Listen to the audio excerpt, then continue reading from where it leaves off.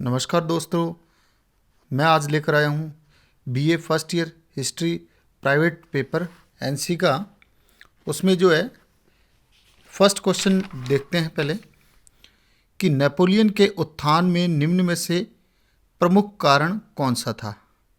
इसका सही आंसर है बी, रेबिसियर का आतंक का शासन।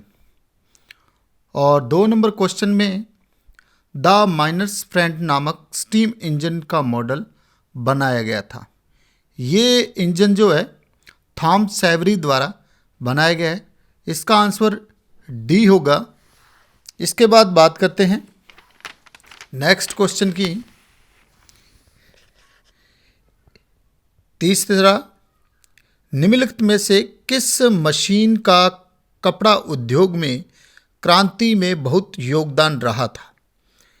इसका आंसर है बी, फ्लाइंग शटल। और चौथा क्वेश्चन जो है उसमें कौन सा आविष्कार जो है गलत युग्मित है। इसका आंसर जो है सी रहेगा।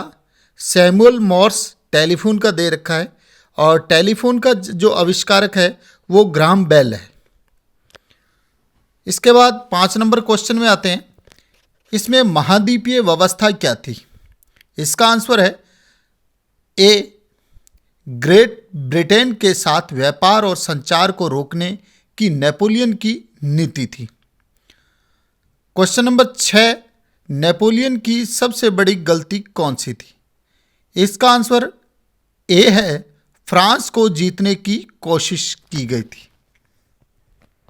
क्वेश्चन नंबर 7, निम्न में से किस देश ने 1815 की वियना कांग्रेस में भाग नहीं लिया। इसका आंसर डी है, यूएसए। संयुक्त राज्य अमेरिका ने इसमें भाग नहीं लिया था। क्वेश्चन नंबर 8, वियना कांग्रेस कब हुई थी। वियना कांग्रेस जो है 1815 के अंदर हुई थी। इसका आंसर बी होगा। 9 नंबर क्वेश्चन में मैटरनिक के युग का वर्ष क्या था। इसका आंसर है सी, 1815 से 1848 का जो युग था उसे मैटरनिक के युग के नाम से जाना जाता है। क्वेश्चन नंबर 10 है, वियना कांग्रेस की मेजबानी किसने की। इसकी मेजबानी जो है मैटरनिक ने की थी। इसका आंसर जो है सी होगा। क्वेश्चन नंबर 11, फ्रांस में वर्ष 1948 की घटनाओं का सबसे अच्छा वर्णन क्या है। इसका सबसे अच्छा वर्णन जो है ऑप्शन नंबर सी, क्रांति और रक्तपात, ये था। क्वेश्चन नंबर 12, 1948 में फ्रांस का राजा कौन था। 1948 में फ्रांस का राजा लुईस फिलिप था। इसका आंसर ए होगा। क्वेश्चन नंबर 13, कैंटोनिल पॉल की संधि पर हस्ताक्षर किए कब। यानी इस पे हस्ताक्षर किए गए थे 1736 के अंदर, पर हम ऑप्शन के अकॉर्डिंग जो है 1735 इसे सही मानेंगे। यानी इसका आंसर हो जाएगा बी। फिर 14 नंबर क्वेश्चन के अंदर देखते हैं।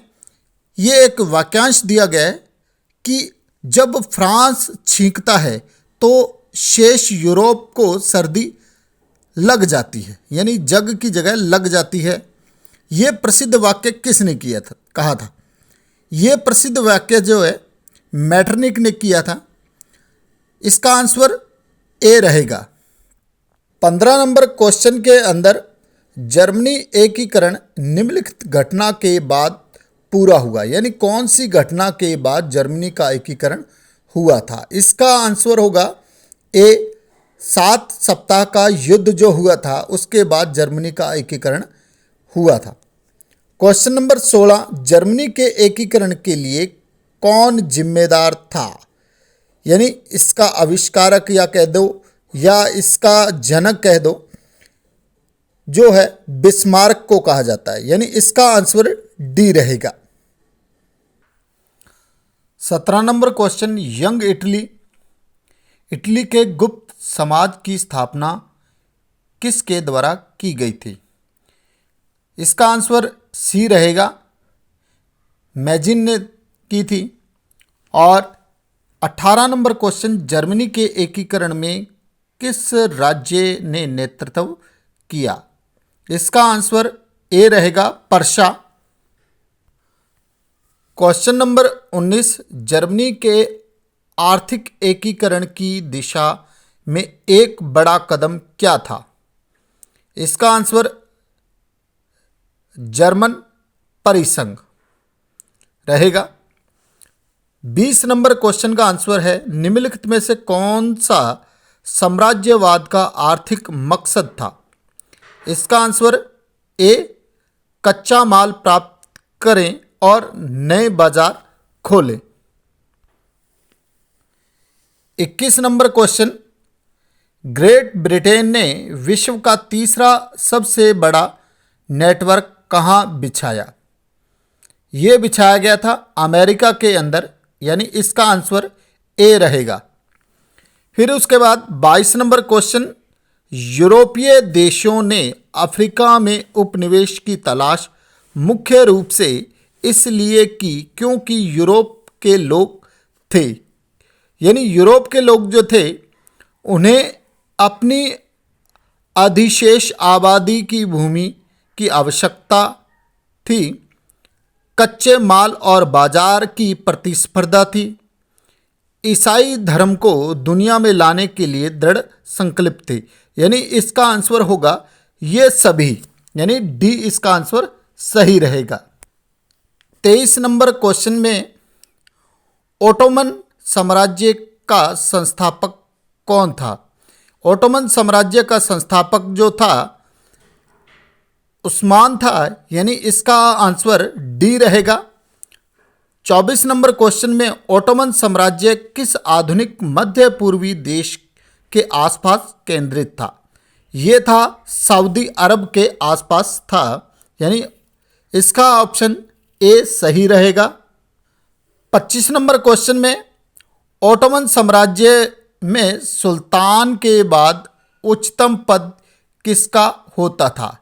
ये जो पद है, खलीफा जो है सुल्तान के बाद उच्च पद माना जाता था, इसलिए इसका आंसर जो है डी माना जाएगा। 26 नंबर क्वेश्चन में, क्रीमिया का युद्ध कब लड़ा गया था? ये युद्ध जो है 1853 से 1856 के बीच लड़ा गया था, यानी इसका आंसर जो है बी सही रहेगा। 27 नंबर क्वेश्चन में, क्रीमिया के युद्ध में यूके, फ्रांस, ओटोमन साम्राज्य में से किस देश से लड़ रहे थे? यानी ये तीनों देश मिलकर किस देश से युद्ध कर रहे थे?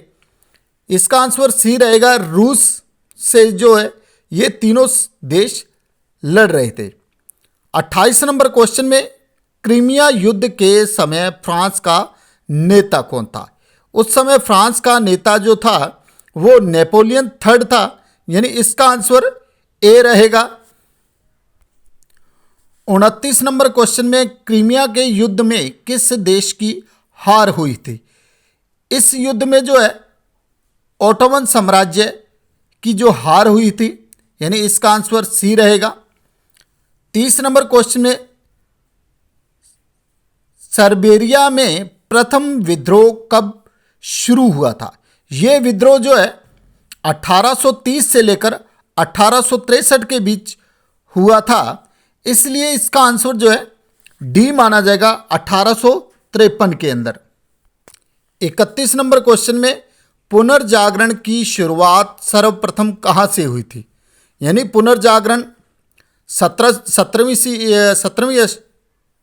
शताब्दी के अंदर हुआ था और इसकी शुरुआत जो है इटली के अंदर हुई थी, यानी इसका आंसर बी रहेगा।